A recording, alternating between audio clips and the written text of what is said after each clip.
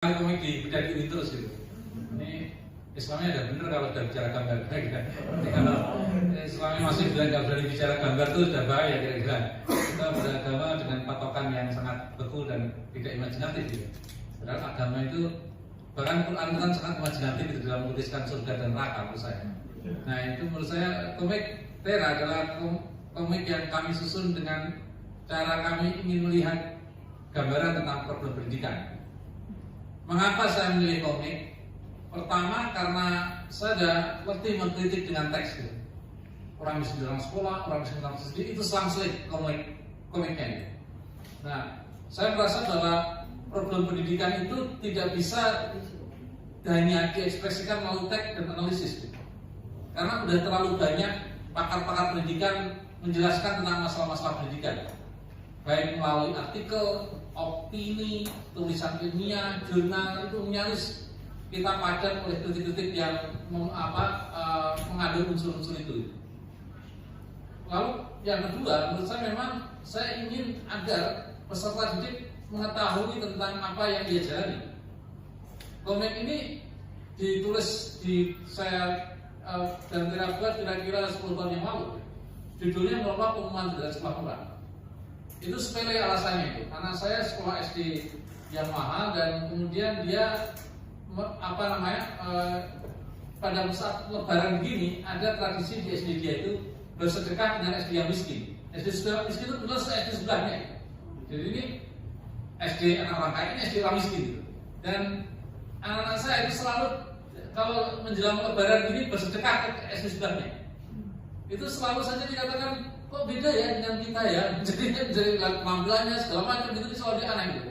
Dan SD anak saya itu sampai ada ekstrakurikuler namanya melihat para petani. Jadi karena ini nggak pernah ketemu petani, nggak pernah ketemu sawah gitu. Jadi mereka naik kerbau itu sampai bayar 500.000 itu, lihat kerbau, naik kerbau ke sawah gitu. Itu seperti pengalaman rohani ketika kita umroh itu menurut saya. Jadi kayak dia ini ketemu petani itu kayak takjub gitu anak gitu. Kok masih aja ya petani gitu. Jadi itu saya agak terperangan dengan suasana itu gitu. Saya merasa bahwa anak-anak itu harus tahu bahwa mereka beda memang, pendidikan itu beda antara kaya dan miskin gitu. Itu berbeda sekali dan kemudian saya sementara ini nggak bisa kalau diantara teks itu harus pakai gambar sehingga tahu bahwa pendidikan orang kaya dan miskin itu ketimpangannya itu menganga, melebar sekali. Yang ketiga motivasi kami adalah motivasi provokasi. Komik ini memang komik anak-anak gitu. Ini komik ini saya di edisi awal saya selalu beda buku di SD anak kecil, terutama SD Ciputra, SD lah mereka senang sekali bertemu dengan gambar-gambar ini. Mereka jadi sadar memang mereka ini bermasalah kira-kira. Saya suka sekali, saya jarang sekali beda buku di SD. Baru melalui komik ini saya bisa ketemu anak SD, anak SMP, dan mereka baru paham gitu. Lebih mudah agitasi anak kecil ketimbang anak kampus loh, karena kampus kan banyak pertimbangan ya. Skripsi lah, magang lah gitu. Kalau mengagitasi anak kecil itu lebih mudah itu. Dan saya secara personal punya pengalaman karena saya hampir 5-6 tahun jadi guru taman kanak-kanak. Lebih mudah memberikan mereka ilustrasi melalui gambar visual ketimbang saya menjelaskannya. Nah, komik ini jadi didasarkan atas 3 motivasi itu. Sehingga ketika saya mengangkat isu pendidikan di komik ini, pertama kali yang saya sorot adalah ketimpangan biaya. Nyaris di semua sejak pendidikan usia dini. Komik ini muncul pertama kali belum ada dana bos. Jadi belum ada kebijakan-kebijakan politik pemerintah yang progresif yang mencoba untuk menggratiskan sekolah negeri. Itu belum ada, belum muncul kebijakan progresif itu. Bahkan ketika komik itu muncul, itu banyak sekolah-sekolah swasta yang terbit di Indonesia. Tak ada satu situasi pasca Orde Baru yang mengejutkan kecuali munculnya banyak sekolah swasta. Di tingkatan PAUD terutama, PAUD, TK, SD, terutama SD IT, SD infak terus loh, itu kan karena infak aja ditarik sama dia gitu. Semakin namanya dekat sama Nabi itu semakin mahal gitu. Abu Bakar, Umar, Ali itu semakin mahal. Menurut saya sampai bilang kita bikin SD Abu Jahal gratis kira-kira. Kalau semakin sahabat semakin dekat sama Nabi semakin mahal gitu. Nah itu yang saya serot. Jadi ketimpangan biayanya terlalu lebar. Makin tinggi kita sekolah, makin kentara biaya yang berbeda jauh. Saya sementara ngiritik UGM, Universitas Gede Bayar. Mahal sekali kampus itu. Pak, semua fakultasnya nyaris berada di peringkat-peringkat yang cukup mahal, walaupun memang ada fakultas yang murah. Tapi ingin saya katakan perguruan tinggi mahal sekali sejak ada privatisasi. Bahkan mungkin salah satunya kan, nyaris di Jogja itu kan tiap tahun demo aja kerjanya. Naik 100.000 demo, 50.000 mau makan, pokoknya demo terus semuanya dia. Jadi nyaris tiap tahun kan itu demo aja, naik UKT itu demo aja, dan itu rektor sama mahasiswa sama konsistennya. Rektor tidak turunkan UKT, mahasiswa tidak pernah turunkan tensi demonstrasi. Jadi artinya ketegangan antara peserta didik dengan pendidik itu di perguruan tinggi makin kentara dengan ada demo. UGM baru saja ada demo kan secara karena ide uang gedung itu. Itu artinya ketimpangan pendidikan kita itu satu persoalan yang tidak bisa kita nafikan, itu memang muncul. Sehingga wajar jika sedikit saja orang yang mampu untuk duduk di perguruan tinggi karena biaya pendidikannya sangat mahal. Nah ini yang saya muat di komit ini. Di tingkatan TK, SD, SMP, SMA, biaya itu menjadi basis bagi eksploitasi anak didik. Anda bisa bayangkan kan sekolah-sekolah kita tuh, saya ini Anda paling tahu loh. Ini kalau menjelang, jangan ini puasa saja agak berhenti. Setiap minggu kita lihat bis-bis pariwisata. Entah ya, sekolah kita tuh suka-suka bilang piknik deh. Naik kelas piknik, lulus piknik, gurunya suka piknik, muridnya suka piknik. Orang berangkat piknik itu kan berangkat umroh kan, anak-anak itu sibuk sekali, kelasnya gede banget tuh. Piknik kemana-mana, bahkan sampai ada sekolah pikniknya kelas 6, kelas 1 SD datang biaya. Ini nonton lagi kita piknik, kita justru kelas 1 udah ditarik biaya. Bahkan ada sekolah yang pikniknya itu pakai formulir tuh, ayo pilih kemana? Maka, Cina, Malang, ya pakai makanan anak kecil kira-kira. Jadi sampai piknik itu ada pilihan-pilihan kota gitu. Dan ini menunjukkan betapa industrialisasi pendidikan itu menyentuh di tingkat sektor pendidikan di tingkat usia dini. Tera menuliskannya ini dengan bagus sekali gambar-gambarnya. Gambar-gambar yang sangat provokatif karena sekolah TK misalnya, sekolah ini sekarang gambarin snacknya sekolah. Snack sekolah mahal sama sekolah murah itu beda banget gitu. Snack sekolah mahal, ya pasti Pizza Hut lah, semua rasa internasional kira-kira. Entah itu KFC segala macam, ini snack sekolah mahal. Kalau Anda lihat sekolah-sekolah yang pakai bahasa Inggris atau Arab-Arab gitu, wah itu mahal-mahal kadang-kadang sekolahnya. Snack aja udah kelihatan. Snack sekolah murah, rasa lokal lah kira-kira, ada kalau keracunan anak-anak kita. Itu tuh pedagangnya kan sampai di pinggir jalan tuh kira-kira, jual siomay, cilok segala macam semua ngumpul situ. Kita nggak tahu kadar kesehatannya, tapi itu cermin dari yang jualan itu menunjukkan siapa yang jualan itu menunjukkan kelas sekolah itu tuh kira-kira. Semakin sekolah mahal, semakin bersih nggak ada PKL-nya, kira-kira. Karena semua ada di dalam, loh. Malah ada GoFood itu pun GoFood ya tertentu tuh kira-kira. Jadi dari cara anak itu makannya aja tingkatan gitu. Nah ini guru di sekolah mahal beda dengan guru sekolah murah kan kira-kira. Guru sekolah murah bisa satu guru merangkap apa saja loh. Ya PPKN dia ngajar, matematika dia ngajar, IPS dia ngajar, IPA dia ngajar. Ada satu guru yang satu sekolah murah yang satu kelas bisa digabung pas jadi satu. Itu artinya beda dengan sekolah mahal, jangankan gurunya. Bahkan ada senior teacher untuk anak-anak bermasalah kira-kira. Mereka menyewa guru-guru khusus gitu. Satu saat saya di kampus yang mahal itu. Sekarang ada kampus yang memperbolehkan mahasiswanya kadang-kadang bawa ajudan bapaknya. Ini pasti anaknya Rafa Alum kayaknya. Jenis anak yang selalu bawa ajudan, bayangkan. Ini wisuda itu kadang-kala macet bukan karena mahasiswa wisuda, karena anak pejabat yang wisuda, sehingga ajudannya ikut, pasukannya ikut, semua anak buah bapaknya ikut semuanya kira-kira. Jadi artinya sekolah itu mengekalkan kesenjangan kelas gitu kan. Jadi yang saya muat di komik tersebut gitu. Itu pertama. Yang kedua, komik ini mengangkat tentang soal kurikulum. Kurikulum sekolah pendidikan mahal dan sekolah murah amat berbeda sekali. Nyanyi aja beda-beda. Sekolah mahal pasti nyanyi bahasa Inggris kan. Little Star misalnya. Sekolah murah ya kadang-kadang ya balonku yang pecah semuanya. Bukan balonnya bisa bangkrut toh. Merah kuning hijau pecah semuanya, itu bangkrut nggak pernah balon gitu. Jadi sekolahnya ya nyanyinya begitu-begitu aja. Materi pembelajarannya ya berbeda sekali. Di tingkatan kurikulum ada kurikulum internasional lah, atau ke kampus kan makin beda lah kelasnya. Ada kelas internasional di banyak tempat kan kampus-kampus perguruan tinggi negeri kan sekarang ada kelas internasional. Kelas internasionalnya maksudnya dikit, bisa ada karpet lah, semua pakai bahasa Inggris lah. S1 kelas biasa ya orang-orang itu aja. Dosennya sama sebenarnya, cuma masuk di kelas internasional dosen ngomongnya pakai bahasa Inggris. Dosen masuk kelas lokal nggak bisa Indonesia. Satu dosen yang sama, beda puluhan juta berarti. Ini menunjukkan bagaimana kurikulum pendidikan kita itu menyesuaikan dengan kelas sosialnya kira-kira. Nah di gambar Tera jauh lebih atraktif lagi dilukiskan bagaimana materi-materi pembelajaran di sekolah-sekolah murah dan sekolah-sekolah mahal. Nah ini soal kurikulum. Yang ketiga yang paling diangkat adalah budaya di sekolah mahal dan sekolah murah sangat berbeda sekali. Nah di sekolah mahal tentu budaya sekolah itu adalah budaya elit. Ekstrakurikulernya aja banyak sekali sekolah mahal. Ada berkuda, ada piano, ada golf, ada les balet, les macam-macam ada semuanya akhirnya. Sekolah murah ya mentok-mentok pramuka kan jadi.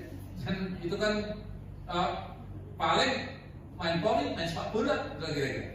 Jadi dari struktur budayanya sekolah-sekolah mahal membuat anak-anak itu berorientasi elit dan itu kemudian membuat mereka punya kegemaran-kegemaran ekstra yang berbeda sekali dengan sekolah-sekolah murah.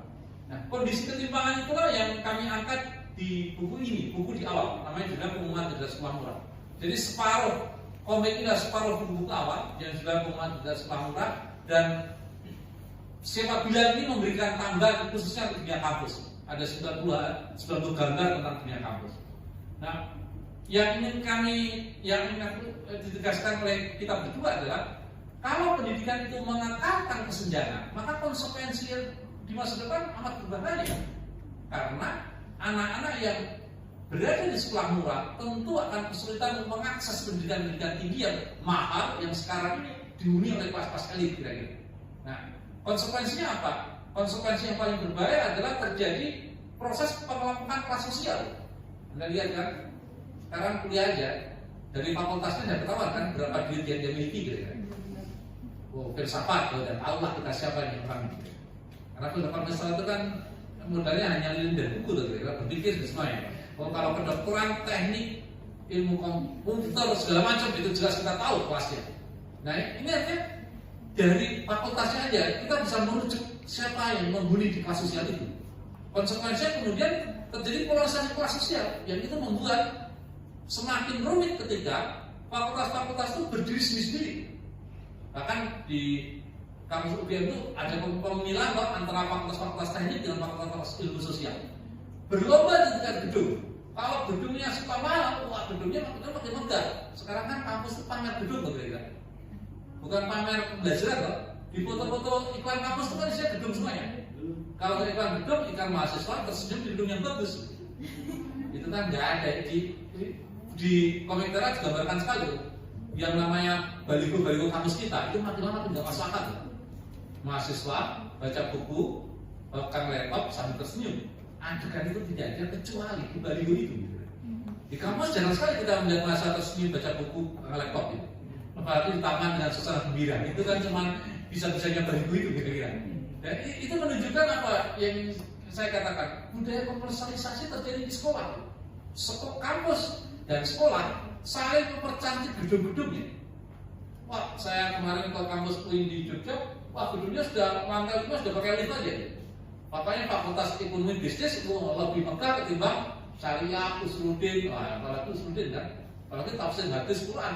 Wah, itu gedungnya sudah menuju alam bakar. Nah, kita mau arahnya ke sana kira-kira. Jadi dengan suasana seperti itu, maka aroma komersialisasi luar biasa hidup. Saya senang, saya dulu beberapa tahun lalu ke kampus ini. Ini kampus sudah dipermak baik sekali kan, sudah bagus sekali. Sekarang fasilitas itu benar-benar menjadi alat promo pendidikan kita. Ya. Bahkan kalau bisa, kita ini kan sekelas tempat wisata itu hampir mirip sekarang ini. Asal bisa untuk berfoto bersama, dijadikan apa-apa di medsos itu jauh lebih bagus. Maka semua fasilitas dipermak sedemikian rupa. Itu artinya selain budaya komersial, sekolah kita kemudian mengabadikan relasi antara sekolah dengan kekuatan kapital. Nah, efek yang paling destruktif dari pendidikan ini ditulis oleh satu pakar mengatakan bahwa satu pengamat mengatakan bahwa pendidikan Indonesia itu mengalami 3 dosa. Pertama, dosa intoleransi. Pendidikan kita makin tidak toleran, bukan hanya tidak toleran beragama, tidak toleran terhadap mereka yang bodoh dan nakal dan agak masuk akal. Bayangkan, banyak sekali kan kampus ini mahasiswa, perkara sekali kadang-kadang demo, di DO. Ada kampus yang sampai punya aturan demo DO di tempat. Baru pegang megafon langsung kena DO kira-kira. Itu ada kampus yang mendio mahasiswa lebih karena dia solidaritas sama teman-teman Papua, peduli sama soal-soal politik, dia kena DO. Bahkan ada kampus yang lembaga pers mahasiswa dibredel gara-gara bikin cerpen tentang LGBT misalnya. Cuma cerpen, ini cerpen. Rektor tersinggung. Ini cuma cerpen LGBT. Ya untuk kampus ini rektor ini, asli nggak tahu rektor ini suka baca Harry Potter apa enggak kira-kira. Jadi imajinasinya, fantasinya buruk sekali gitu. Pers dibredel gara-gara menguliti kebijakan kampus yang berbau korupsi, langsung kena bredel. Jadi intoleransi pendidikan kita makin tinggi kepada mereka yang berbeda. Ini teman ada anak-anak SMA juga kena kasus politik. Padahal mereka ini bukan pelakunya. Langsung mulai sekolah dikeluarkan. Setiap anak-anak nakal langsung dikeluarkan. Seakan-akan sekolah itu katanya sekolah promosinya mendidik anak soleh, beriman, baik hati, bertakwa. Itu kan gituan sekolah kita ini promosinya. Kayak menciptakan nabi gitu ya. Beriman, soleh, bertakwa, baik hati. Nanti kalau anak di sekolah itu nakal langsung dikeluarkan. Gitu. Karena mereka banyak soleh. Gitu. Jadi mestinya kan mereka bertanggung jawab kok sampai bisa nggak soleh. Kan yang bertanggung jawab gurunya. Promonya pendidikan tadi loh kira-kira. Itu pertama, intoleransi. Yang kedua yang paling berbahaya apa? Bullying. Di sekolah kita sering sekali terjadi bullying. Kekerasan sekolah, kasusnya Mario Dandi kan salah satu efek destruktif Pak. Dari betapa mudahnya anak muda melakukan brutalitas, mukuli temannya, menganiayas juniornya. Bahkan dalam ospek-ospek di kampus dulu kan sampai penerima mahasiswa dulu kan akhirnya berbuat kematian kan? Karena kekerasan di tradisi di kampus ya dia. Saya baru aja ngurusi satu kasus mahasiswa demo, ditabrak dosennya pakai mobilnya dosen. Demo ditabrak dosen, ini kan dosen kampus sekali gitu. Ini artinya dari Sumatera ke dosen gitu. Artinya dia harus jadi sopir pembalap atau apalah saya katakan. Dia nabrak mahasiswa sendiri. Yang ingin saya katakan, bullying menjadi sesuatu yang normal di pendidikan kita. Dosa ketiga apa? Kekerasan seksual yang sekarang ini ada di banyak kampus. Anda bisa bayangkan kan kekerasan seksual melanda kampus-kampus kita gitu. Banyak sekali korban-korban pelecehan seksual sehingga kampus sekarang sampai punya protokol perlindungan atas mahasiswa yang menjadi korban kekerasan seksual. Ada kampus Jogja yang beberapa tahun yang lalu ada dosennya yang terbukti melakukan pelecehan seksual kepada banyak mahasiswinya. Itu menunjukkan apa? Dunia pendidikan kita mengalami proses perusuhan yang paling berbahaya, terutama kampus. Nah, 90 gambar di komen ini ada 90 gambar tentang kampus. Saya ingin akhiri dengan cerita tentang kampus. Apa yang diceritakan oleh saya dan Tera tentang kampus kita? Pertama, kampus kita makin mahal, itu pasti.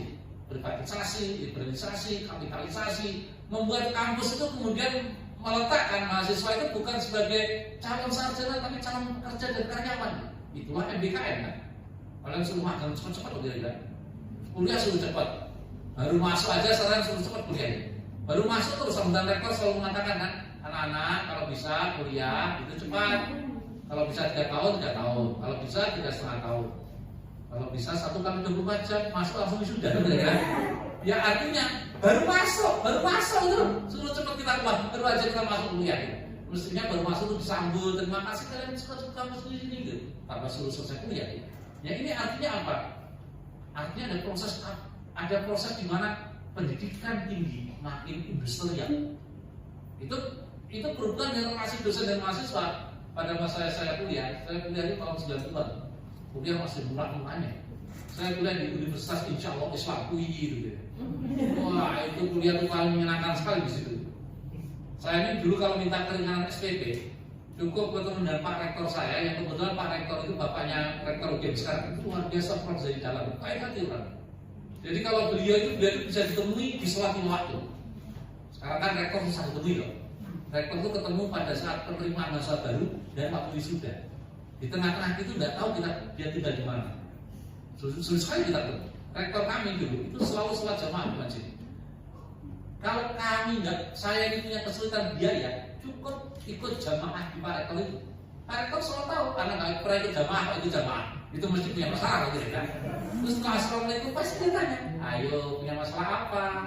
Iya Pak Rektor, kami bisa bayar SPP ini telat, Bapak telat biaya. Oh ya sudah, mana tanda tangan ini? Ya sudah tahu.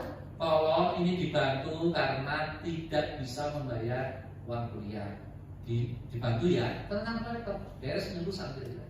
Sekarang berita dengan biaya bingung puluhan kali ya, bahkan sampai di UIN Jogja itu sampai Pak Rektor digembok, sampai ada demo bacakan surat Yasin ke rektor. Ya Allah, sampai frustasi masa rektor dibacakan surat Yasin, masa hidup bacakan Yasin.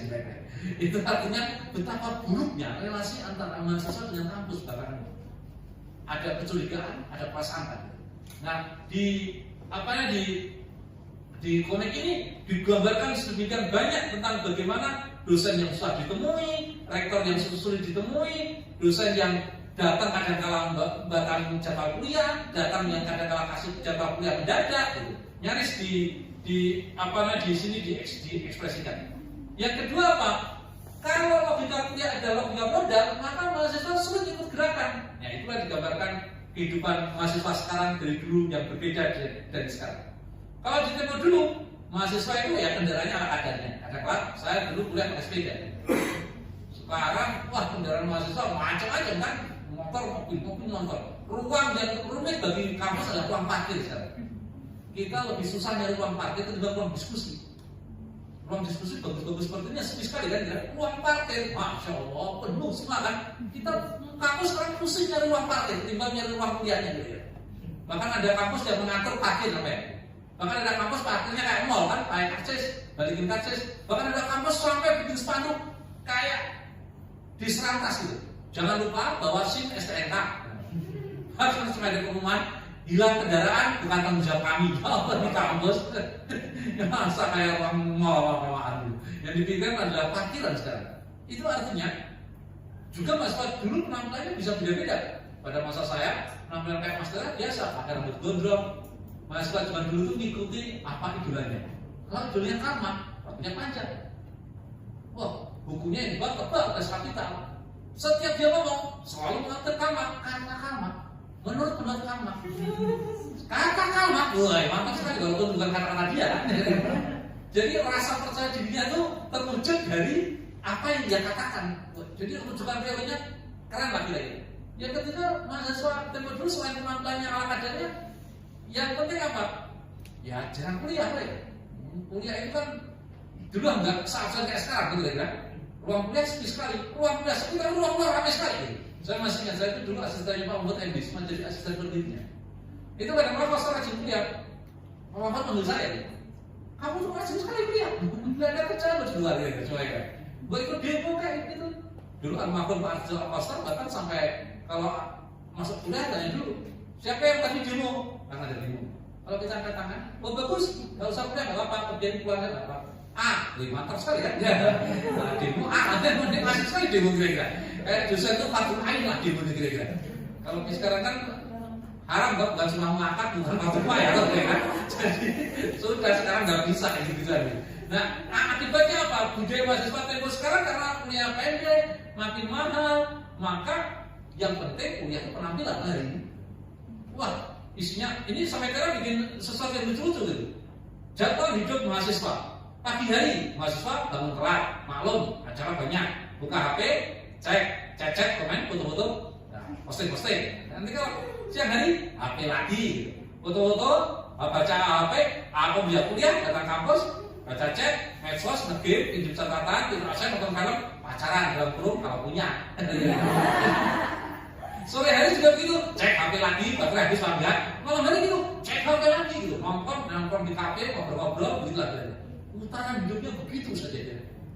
Jadi artinya itu tasnya juga makin kecil tas mahasiswa sekarang.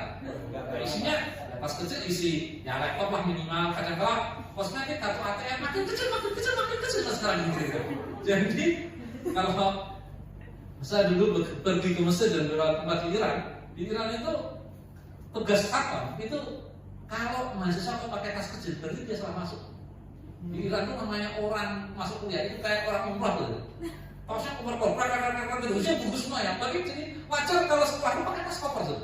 Ini saya jual buku di sini bawa tas isinya. Itu tas saya dari Australia kalau kuliah bawa tas itu. Tasnya betul gitu. Di Indonesia, waduh. Jangan takut. Anak SMA itu satu tuku digulung kayak keris, masukkan belakang, kan tidak? Itu siap kelahi mereka ini. Apapun ada di situ catatannya. PPKN di situ apa sih pelajaran di satu buku itu kira-kira. Jadi hari ini karena pragmatis, maka penampilan yang gitu. Kita belum ngitung penampilan. Pakai apa ya? Lebih. Ini bukan saya cerita, ini anak saya aja. Anak saya itu kadang-kadang kalau mau kuliah, yang itu adalah penampilan. Kadang-kadang kosmetiknya jauh lebih banyak dipesan ketimbang buku-buku gitu. Jadi wah pokoknya kalau ada jerawat tuh rumit sekali dia. Malah masalah kok jerawatnya yang jadi ini yang masalah peradaban akhirnya. Ini artinya penampilan hari ini menjadi penting sekali. Maka akibatnya apa? Dunia kegiatan mahasiswa sudah hilang tema program. Ya saya wajar kalau diskusi buku ya seperti ini kan. Wah, coba kalau training keluarga sakinah, masya Allah, apalagi training wirausaha, apalagi training motivasi. Ya Allah, kalau training motivasi itu training yang paling kacau sekali ya kira-kira. Ya, jadi artinya kegiatan training mahasiswa sudah berorientasi pada diri, sehingga wajar jika kesadaran politik dan semua itu menjadi kurang. Efeknya apa? Dalam komedi Tera ini digambarkan korupsi merajalela kampus. Baru kali ini kan ada rektor ketangkep KPK setelah sekian lama akhirnya martabat rektor jatuh seperti apa?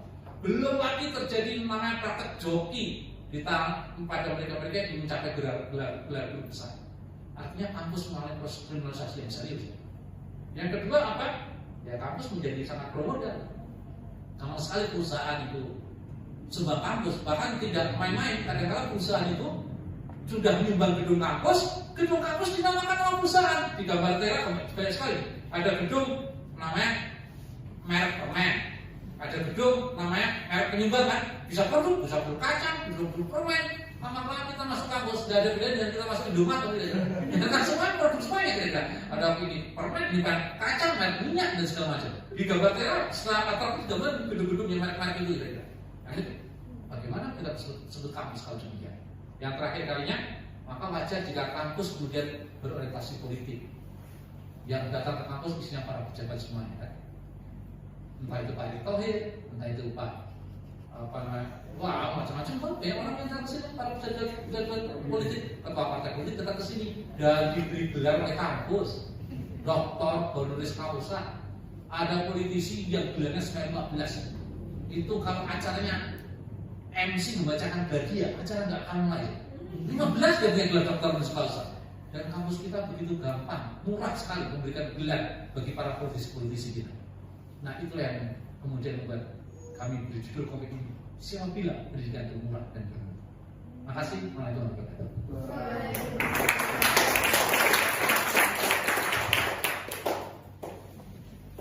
Oh, tentunya Pak, saya